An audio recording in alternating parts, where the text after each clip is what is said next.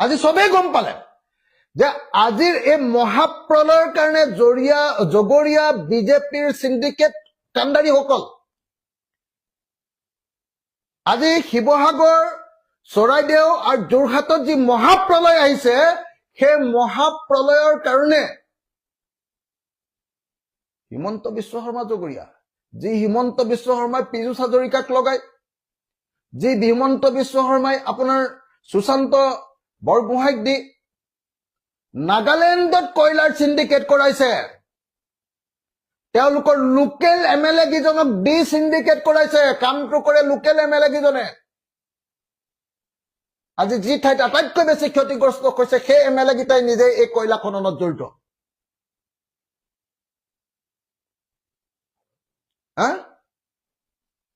গোটেই নাগা পাহাৰ খান্দি ফুফুলা কৰি পেলালে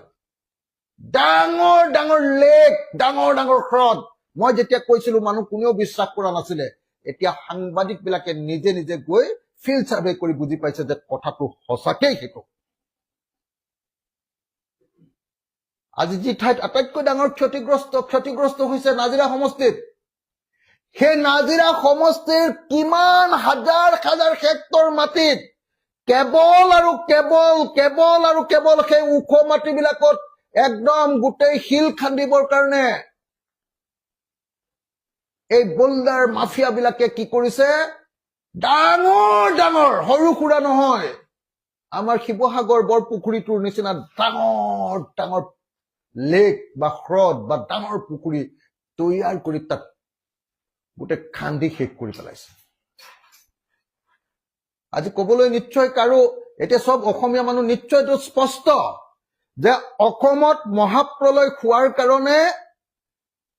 নাগালেণ্ডত কৰা অবৈধ কয়লা খনন অসমীয়া মন্ত্ৰী আৰু বিধায়ক গীতাই কৰা অবৈধ কয়লা খনন জগৰীয়া আৰু অসম আৰু নাগালেণ্ড সীমান্তৱৰ্তী অঞ্চলত কৰা শিল খনন জগৰীয়া আৰু বালি খনন জগৰীয়া এই কথা নিশ্চয় আপোনালোক আমি আজি প্ৰত্যেকজন মানুহে জানো আজি অসমৰ মুখ্যমন্ত্ৰীৰ কাম আছিলে সেই কামটো বন্ধ কৰোৱা কিন্তু দুৰ্ভাগ্যজনকভাৱে অসমৰ মুখ্যমন্ত্ৰী 4 তাৰিখৰ দিনা আমাৰ শিৱসাগৰলৈ গৈছে মই নিজ মুখেৰে মন্ত্ৰীবিলাকক সন্মুখত বহুৱাই নাৱৰ ওপৰত কৈছো যে এইগিটা মানুহ সুশান্তহঁতক দেখুৱাই কৈছো যে এইগিটা মানুহৰ কাৰণে যে আমি বিপদত পৰিছো আপুনি জানে নাই নিজ মুখে মই কৈছো